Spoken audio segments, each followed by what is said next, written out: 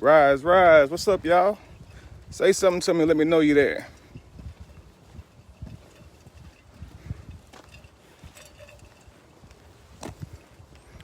Rise and shine, everybody. Let me know you there.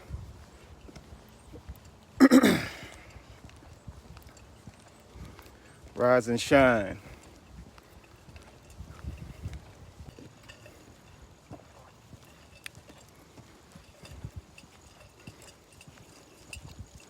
Rise and shine, beautiful souls. What's up with y'all?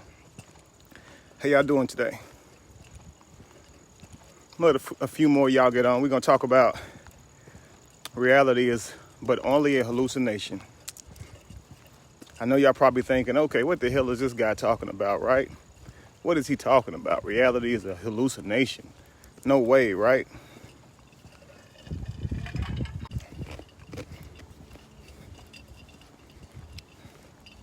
Rise, rise. Speak to me. I see people coming on, but nobody commented yet, or at least it's not showing me. Let me know if you guys can hear me. All that good stuff.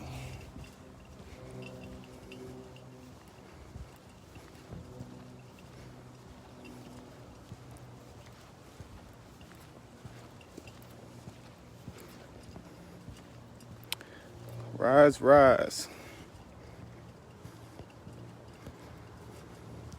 Okay, there we go. Joseph Riley, good afternoon. Shannon Moore, loud and clear. Good, good, good. Rise and shine, Natasha. Hope y'all doing all right. So listen, I don't know if you guys have saw my Rising Thought Walks. I think I've got like maybe 12 of them up there now. It's where we just walk like I'm doing right now. And we just talk. I just lay out thoughts for you guys to, to think about. See if it sparks any thought inside of yourselves. Let me know if you saw the Rising Thought Walks.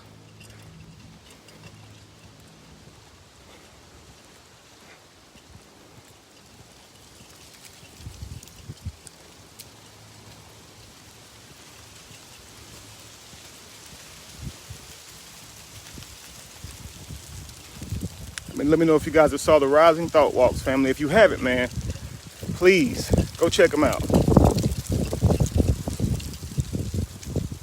Today we're going to talk about reality being a hallucination, okay?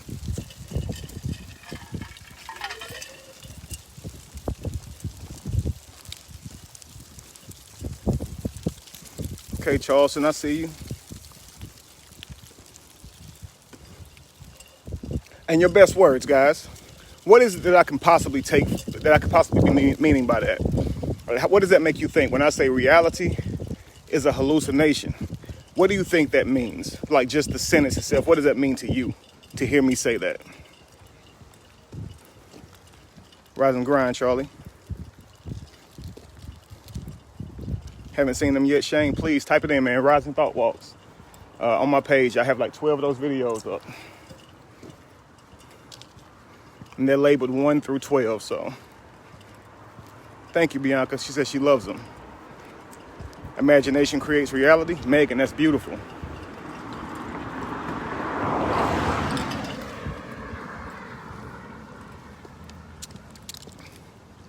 Okay, Charlotte, I see you.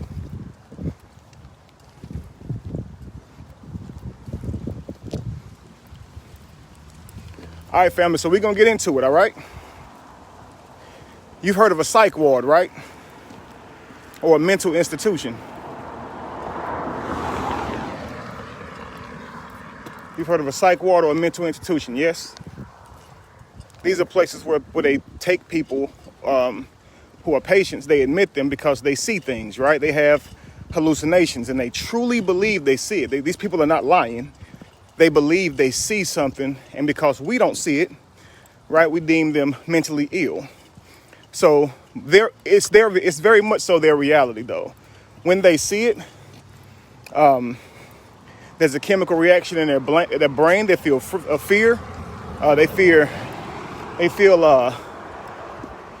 anxiety, pain, all from what they believe they see, right? If they think they see a ghost, you can tell they're not lying, right? The adrenaline rushes, right? Fear, sweats, These people really believe it, okay? And so because we can't see it, there's something there where there's not something there. And because we can't see something there, we deem the person mentally ill. But how do we truly know they're not seeing something is there? What if they're seeing into a different dimension? What if they're seeing something else? I mean, who knows, right? Either way, what we call these are hallucinations. If you guys have ever done any hallucinogen, whether it be mushrooms, acid, anything that would cause you taking certain medications that would cause hallucinations, what you're seeing is not real, right? This is what we're taught. So, well, not what we're taught. This is the reality of it. It's not real, meaning you can't touch it. It doesn't exist, at least in the way that we do, where we can prove it exists. So this is why we have to qualify it as a hallucination, because what you think you're seeing is not really there, i.e. hallucination, right? All right, so where does it end though? Are hallucinations just ghosts, demons, clowns, right? The things that people are mentally ill, that we call people mentally ill, are saying that they see.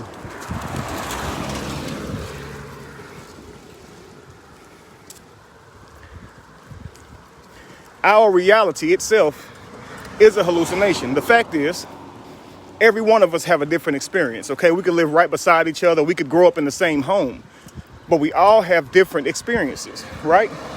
So your experience of reality is different than your neighbors. It's different than your brother or sisters, your mother, your daughters, anybody else's, right? They are not going to see the world the exact same way as you see it. This is why we have different perspectives. It's why we disagree on a lot of things. It's why we don't see eye to eye on a lot of topics, right? It's what makes us so unique. We all have a different perspective. This means we see the world differently. We feel the world differently. We taste the world differently. If you eat grapefruit, you would say it's disgusting. If I eat it, I'm sorry. If I eat it, it's disgusting, okay? If you eat it, you may like grapefruit. It's one of the worst things in the world to me, though, okay? It might as well be shit, okay? But you may taste grapefruit and like it, right? I may sit in a room that's 65 degrees and feel comfortable.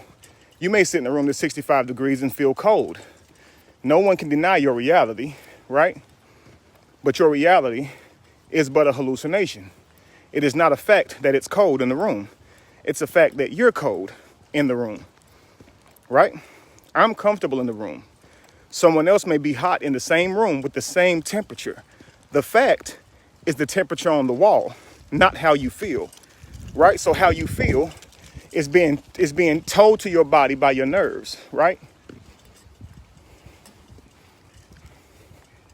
So we have all these different nerves that are responsible for helping to deliver us our experience, right?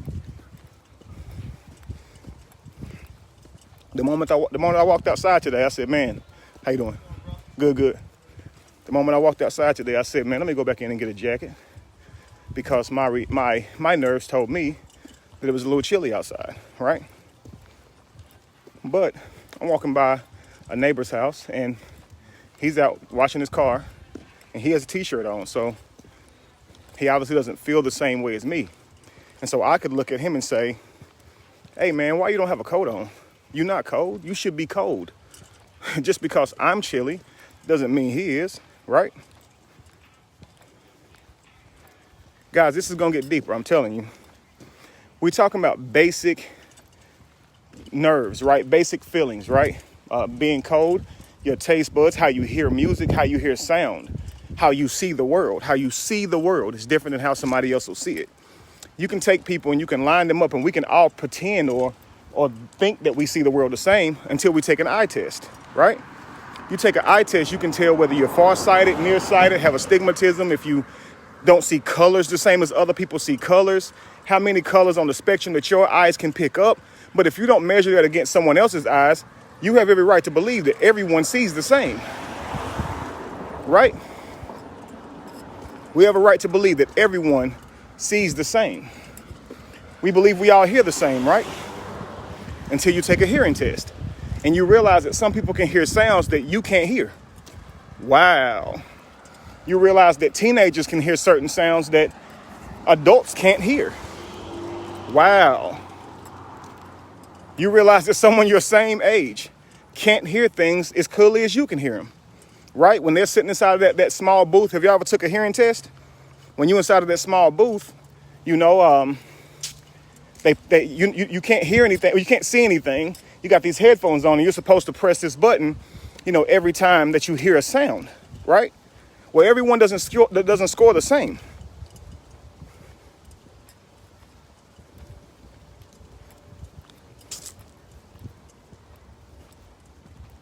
We all see the world differently. So your world is but a hallucination. It is not what it appears to be. Wow, isn't that weird? That your reality is not what it is. It's not exactly how you see it. It's how you perceive it. Meaning, just like that mentally ill patient who sees a ghost in front of them, it is not what it appears, right? What he's seeing or what she's seeing isn't actually there. Now, we're gonna get deeper because I talked about just surface. I'm talking about just your five senses. We went off of your five senses, right? Taste, see, hearing, touch, and smell, right? Some things smell good to me, and they may not smell good to you. Some smells take me back to another place. Some smells make me time travel. They take me back in time, and I can smell my grandmother's cooking. I can smell my grandmother's house. I can smell a certain person I used to be around because of the cologne or the deodorant. You know, I'm hallucinating at that moment. I just had a smell, and for someone else, that smell did nothing. But for me, that smell was everything. It took me back, right?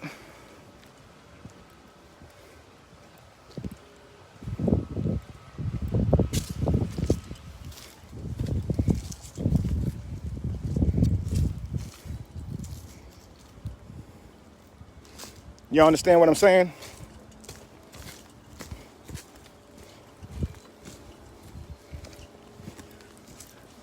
Y'all understand the brother? We are not the same. We don't see the world the same. And because we see the world differently, we behave differently. We respond differently. Correct?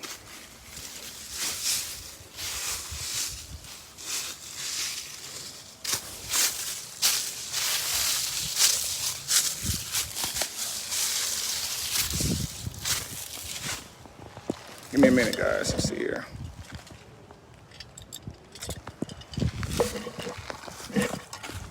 I don't know if you guys can see it, but I'm at this lake.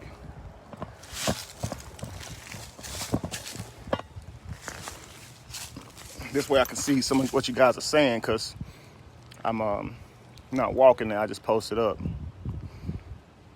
So we talked about our senses, right? Sight, smell, touch, see, hear. All these things we do differently, right? Now watch this though. Let's say you went through something with someone and you were hurt in a certain way. Now, let's just say it was physical damage, right? Someone punched you, someone kicked you, they hurt you physically. You're gonna feel pain where they hurt you, right? Ouch, right? You may scar up where they hurt you. So this is understandable, right? This is reality, right? The pain you feel from that wound, what you see that wound, you see yourself bleeding, that's a reality. Where the hallucination lies is, once this is healed up, you still being fearful of that person, you still being fearful of that situation, you still being mentally in pain over that situation. Where can you find it? Let's say someone doesn't physically hurt you, there are no scars. Why is it that it tears you up so bad? Why is it that it breaks your heart so bad? Why is it that it takes you completely off your path for a certain while, that you go into states of depression, that you begin to be sad, that it really screws up your reality? Nothing physically happened to you. You were hurt by someone, yes, true. But where is the pain? Where can you find it? It's not physical. It's not physical. So because of what someone did to you damage-wise, it can change how you see the whole world. Some people can be hurt so badly, they don't even want to be here anymore. They don't even want the experience anymore of life, period. They kill themselves. because they're in pain, not physical pain though, but mental agony, mental anguish, mental suffering. And you cannot find it on an MRI. Reality is a hallucination. Some of us are still hurt by people who hurt us a long time ago, and we can't move forward in life because we're still thinking about what those people did and said to us. Right? You'll never be capable. You're not good enough. Right? You're ugly. Your hair nappy. You dark skinned. You fat. Right? You skinny. And some of these things were said to us when we were children, man, and we can be honest, we would have been a lot further in life had we not heard those things. Right? And the crazy thing is, whenever you're hurt so badly mentally, that mental anguish I'm talking about, you can feel it. You can feel it in your stomach.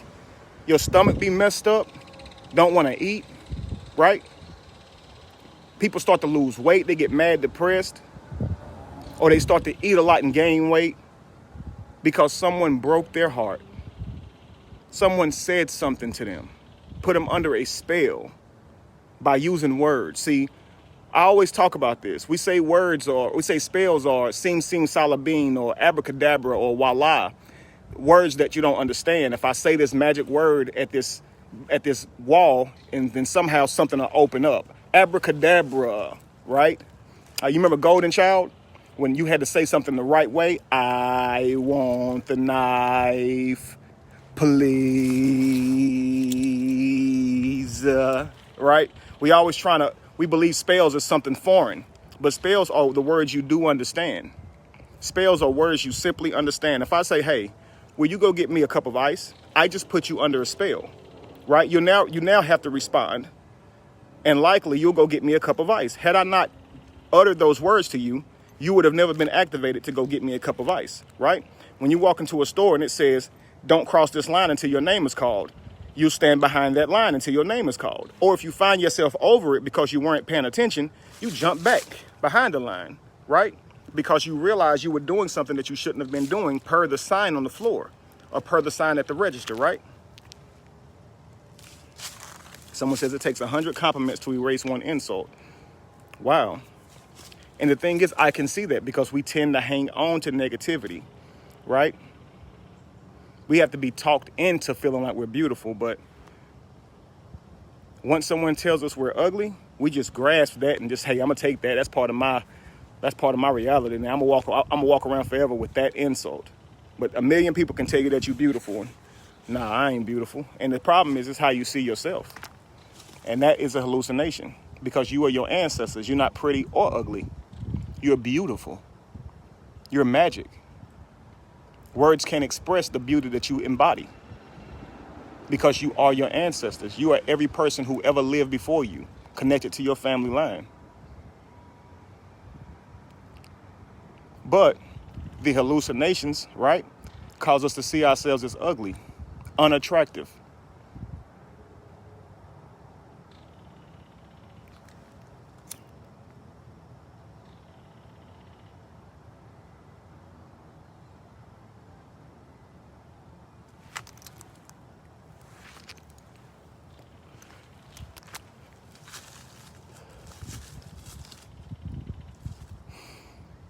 Listen, family,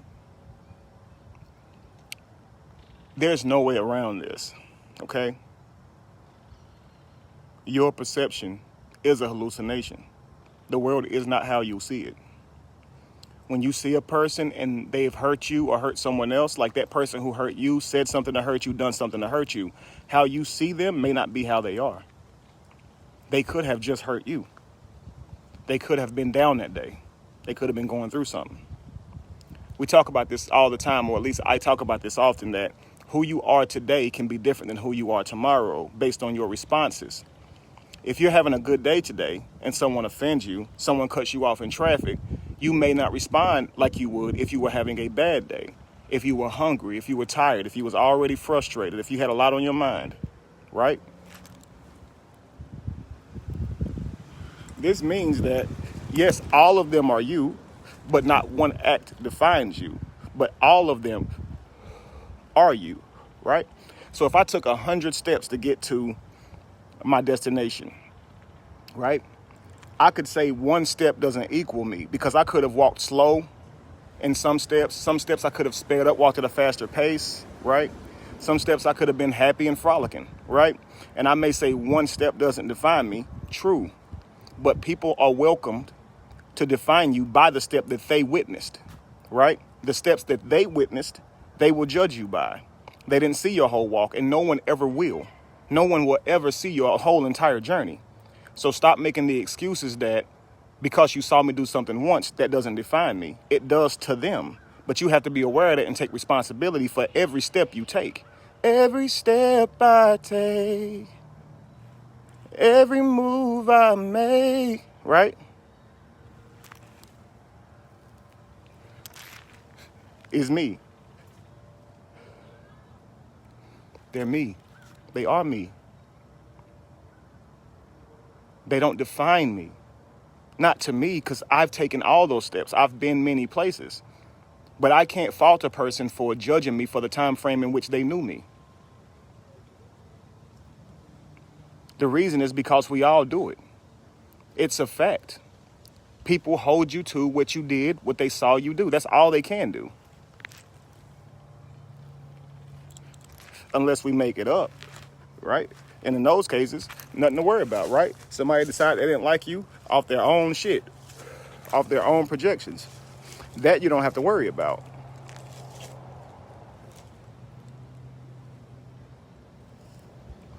If you're talking about me, no, I'm not Muslim. I'm actually not religious at all.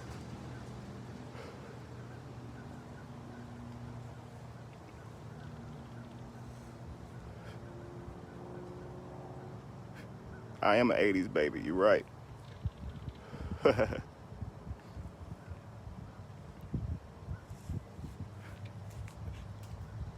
And someone may say, well, dang, the person who accused you of being an 80s baby, he's correct in his perception of you.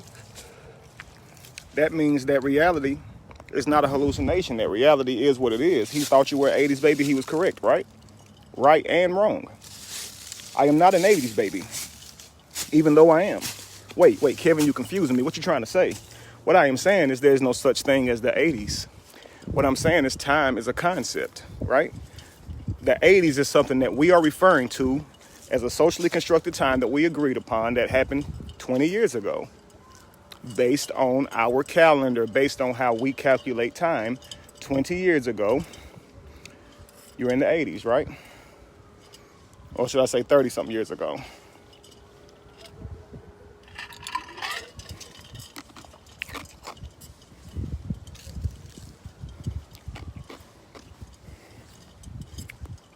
But a year is a social concept as well, a social construct.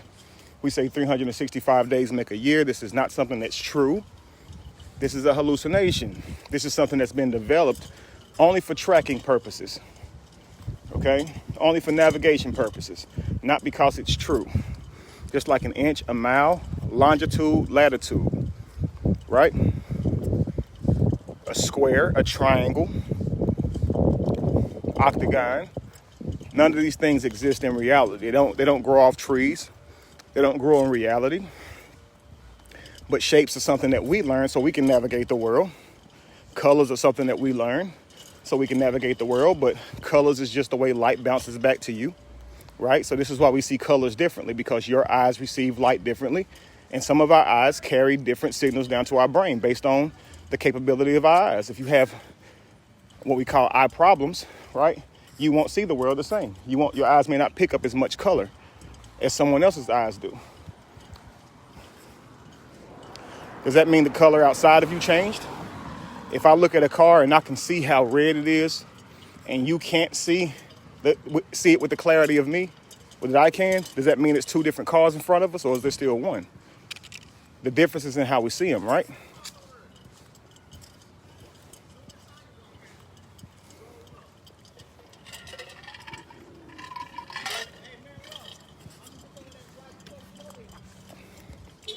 So yes, I'm an 80s baby by social agreement. But we don't know when we are. We don't know when we are. where we are.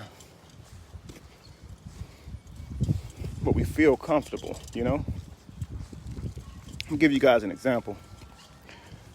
Right now, let's just imagine you experiencing the world as a blind person. I take you out into your yard, and I blindfold you, and I walk you around your house a couple of times while you're blindfolded, so you can lose a sense of where you are. But it's your yard. I tell you, locate your door, front door or back door, and I want you to find your way into your home without looking. How lost would you feel, even though you're in your front yard? How lost would you feel? And I just took away one sense. I just took away seeing. This is some people's reality. But at that moment, your ears have not adjusted, right? Your other senses have not magnified to make up for the lost one. And you've had no practice at this. You're going to feel completely lost. You wouldn't even want to take a step in any direction. You might be fearing walking in spider webs or anything that your eyes can pick up and tell you to move out of the way of, tell you to avoid. You might step in a ditch, a rock on the ground, something.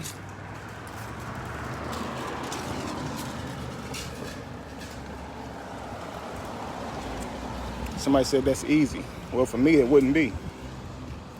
Right? I'm going to do that. I'm going to do that with my sons. I'm going to take them outside, blindfold them, and have them find their way into the house. All right? We're going to make a thing of it. I want you guys, that's my challenge for you guys. Y'all say it's easy, and let's see you do it then. Okay?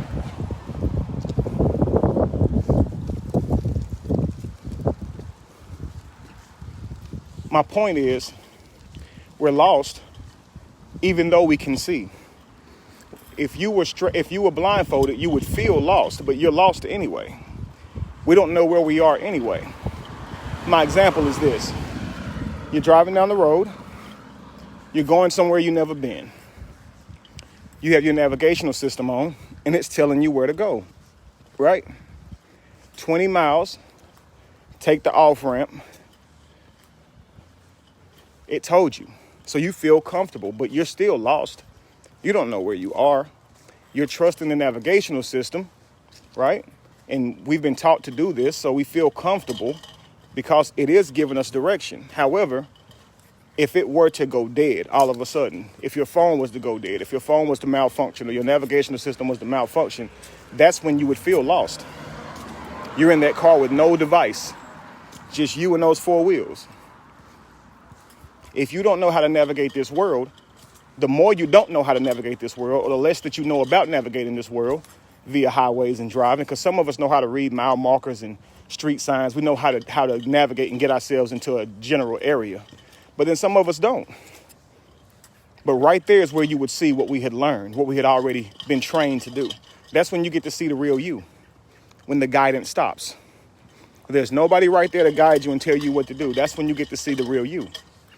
The problem is we have so many people around us feeding us advice and feeding us shit. We don't know that we're lost because we hang on to each and every little word that people say. Most of what we all believe came from somebody else, from down the street. And a lot of these things, once you challenge them and you look them up, you see a lot of these beliefs that we've been holding to aren't even true. And I'm not even just talking about religion. I'm talking about many things that we believe that has been said by our grandparents, aunts, uncles, friends, cousins. We accept it as truth, but it's not true. Come on, man. My grandmother was 60-something years old when I was but only a child. And she still believed that if you split the pole, if you walked on a different side of the pole, she'd have bad luck. Or we'd have it together.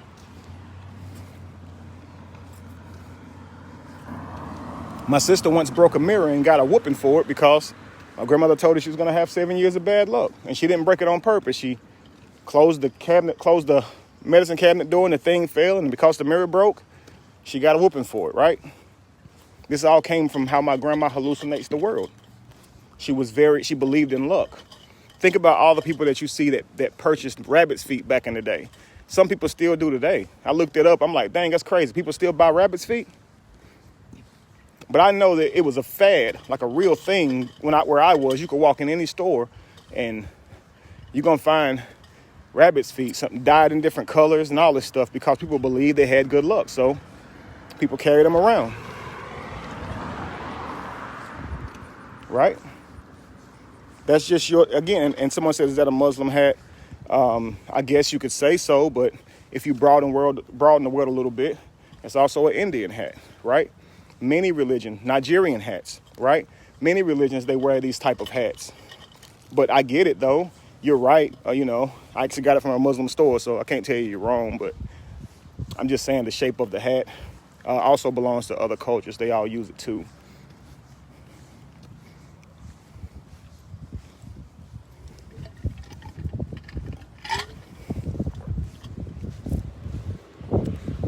How many rabbits got to die before we realize that they don't give us good luck? How many elephants got to die before we realize their tusks don't have magic powers, right? How many animals that we are not going to eat or consume in any way? How many animals have to die in the form of, lions and tigers and, just animals, game animals, as they say?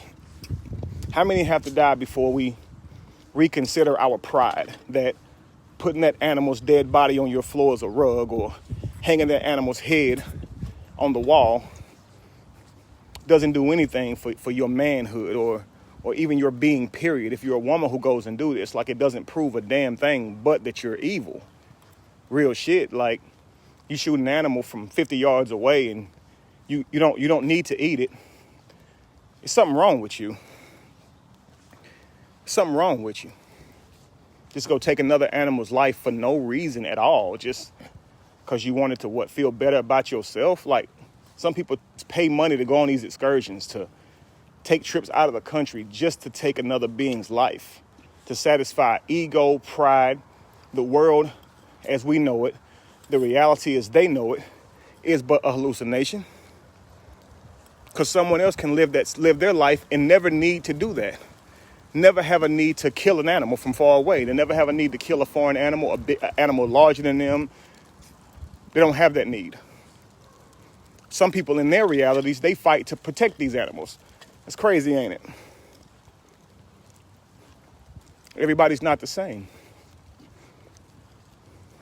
And the crazy thing about it is, a person who travels all the way to another country to kill an animal could still be somewhat of a good person. They could still be a good father. Like, I'm not even being sarcastic. To their children, they may say, my daddy is amazing. He might be still a good brother, a good son, or pay his taxes, Just loves game hunting. This is why I say one step doesn't define you to you, but that step can define you to someone else. That's what we do to each other. We judge their steps, not their journey.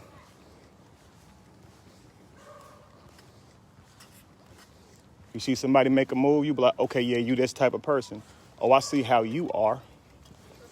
Oh, you finally showed yourself.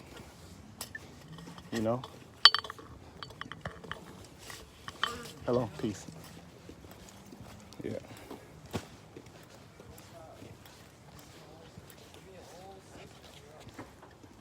So guys, if you have not thought to, and you have not saw the Rising Thought Talks, please jump on those, yo. I just wanted to go live and talk about, do a live Rising Thought Talk. Reality is but a hallucination, okay? I'm hoping you guys consider this thought. I hope it intrigued you. I hope it inspired you to try your best not to let pain consume how you see the world or usurp how you see the world. Stay your beautiful self. You're not just beautiful by how you look, by your physical, but you're beautiful because of how you see the world. That in itself is magic. Keep seeing the world as a beautiful place, a place full of opportunity, growth, and evolution. Use life as a stepping stool to reach your higher self.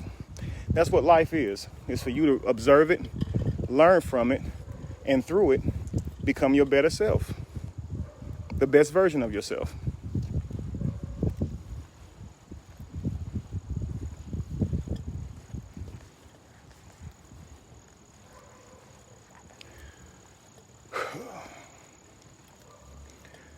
Imagine being shot with a poisonous arrow.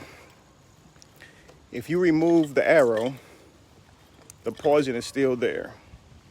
So it's not going to change your experience moving forward to remove the arrow, right? Kevin, what are you saying? I'm saying that the damage has been done, right? No need to harbor on the pain from the arrow. You got to worry about the poison. You're cut, that will heal, but you got to worry about that poison that came from the arrow. Oh my gosh, I feel that. Do you hear what I'm telling y'all? If you get shot with a poison arrow, if you remove the arrow, okay, you may say, I'm fine. I'm good. It didn't kill me, right? It didn't hit any vital organs. I'll heal up in a couple of weeks. I'll throw a bandage on it. I'm good. But you don't know that the arrow is poison, right? And what's going to happen is that arrow is eventually going to win via the poison. When people hurt us, it is just like that poison arrow, right? The pain from that moment can subside, it can go away. But that poison that you carry from it inside of your mind is what's going to be the end of you.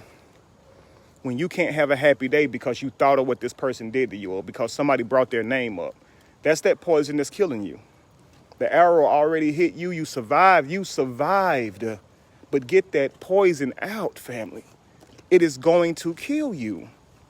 It is going to kill you. And I don't mean literally take your life, but yes, take your life. The energy that you put out that creates, that's life. Life creates. If you're going through a life right now, if you live in your reality right now and you're so depressed and down on yourself and fearful that you don't create, you're dead. You have lost your life. You've given up your life for fear. So it could live, you have to die. I've told y'all before, fear does not stop life. Fear does not create life, guys. It stops life. You might say, well, if I'm scared, at least that'll keep me alive. Hey, I'm scared to go out, so hey, I'll be safe. But because you're scared to go out, you never go to work, you never make your money, you never survive, you never plant your seeds, you never have your harvest because you're scared to go out. What if every animal thought like this? The squirrel would never leave to go get its nuts because it's in fear of the snake, right? The rat would never come out of its hole. The rabbit would never come out of its hole to eat vegetables because it's afraid of the owl. Sure, there's stuff out there that can hurt us and taint us and traumatize us, but there are so many opportunities out there that, dadgummit, it's worth the risk. It's worth the risk. Fear stops life. When you are in fear, you do not create life anymore because of the fear. Let's just say you're an amazing singer, and the bridge between you reaching your future self, being a world-renowned singer, or creating that album is your fear. Your fear of going to a studio, your fear of getting on a stage. Fear stops life. Because of your fear, you never created that project. You never sang that song. And you stopped your own destiny because of fear.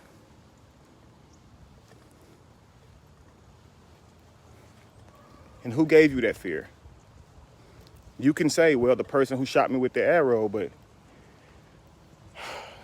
you digested it and manifested it as fear. Because, listen, many people have been through some of the same things or similar things as we go through, and they didn't let it stop them.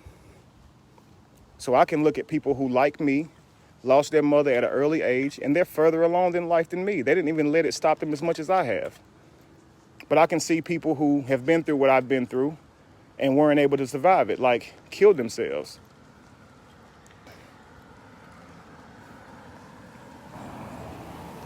They say that what you're made of is what matters. They say it's not what you're in that matters. It's what you're made of that matters, right? They say if you put an egg in boiling water, it'll harden the egg. But if you put a potato, which is really hard, dense, if you put it in the same boiling water, it'll soften. Now that egg that's very fragile will become hardened in that same boiling water. The same boiling water that weakens and softens the potato. It is what you're made of. So don't blame the experience, right? Ask yourself, what am I made of? It's not how hard you can hit, but how hard you can get hit. And that, my friends, is how winning is done. Do not be defeated, regardless of what has happened to you, regardless of who hurt you. Stay on your path. Rise, no matter what. Rise again. No matter who tries to destroy you, okay? No matter who breaks your heart, whether it was intentfully or not. Love yourself and be powerful. Realizing that reality is but a hallucination. Okay, it happened. Let me pick myself up, dust myself off, and move on, and make sure to not carry any poison from it, okay? I'm gonna make sure I don't carry any poison from it, because that poison it can be the death of me. Me harboring anger for this person, me harboring hate for other people could be the death of me. I could be so angry and upset that I've been hurt that not only do I take it out on the person that hurt me, but I take it out on any other person who wants to be in my life, therefore killing my future, because there's so many people in my life who meant me well and wanted to work with me, wanted to build with me, wanted to rise with me. But I pushed them away because I was traumatized and fearful and angry and hurt. And rightfully so. We've all been hurt.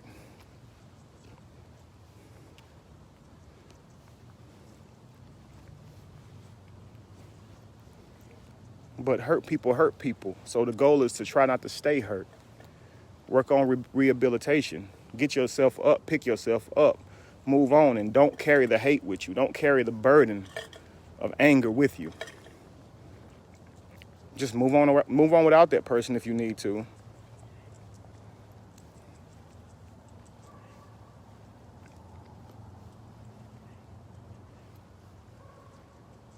Family, I love you all. Okay? Go check out the rest of the Rising Thought Walks, please.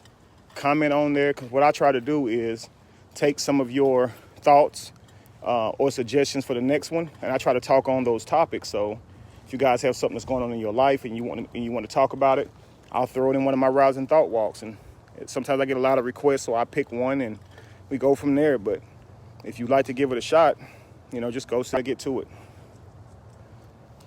But listen, family, I won't keep you guys. I love you guys. Rise, okay? Do whatever you can do to rise. Don't let nothing stop you.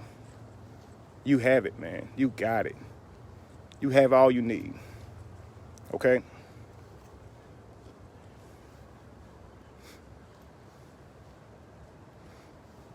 Peace, family.